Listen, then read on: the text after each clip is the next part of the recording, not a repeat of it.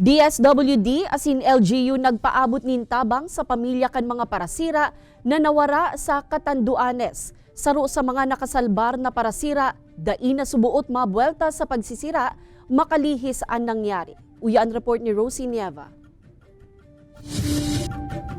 Makalis makasalbar sa peligro sa tahaw kang kadagatan, garo dain na subuot kayang magbuelta sa paglawod kan sarong parasira sa Catanduanes. Inihuli sa trauma na nakuan ni Norman Lim saro sa mga kaibanan kanawarang parasira sa Banwaan kan Virac. Storya kay ni Disyembre 21 kan maglawod sinda, alagad kan maraotan sa indang baroto, pinirit niya na makalangoy pagilid sa baybayon kan barangay Nagkalso Rapu-Rapu Albay, matang dain na niya nahiling pa anibang kaibanan.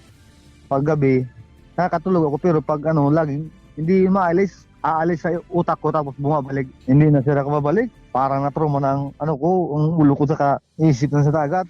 Sa kabilugan duwang bangkay na anako mantang 7 iba pa ang padagos na pighahanap. Tulodigdi ang taga Virac asin apat sa Viga. Ma-request man siyempre ko tanganin at least pasadaan tao to tatibad mahiling ka na.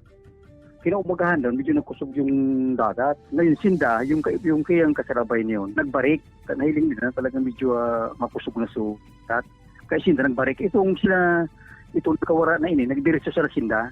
Mientras tanto, piktawan manin ayuda, kanasambitan ng mga LGU ang mga apektadong pamilya.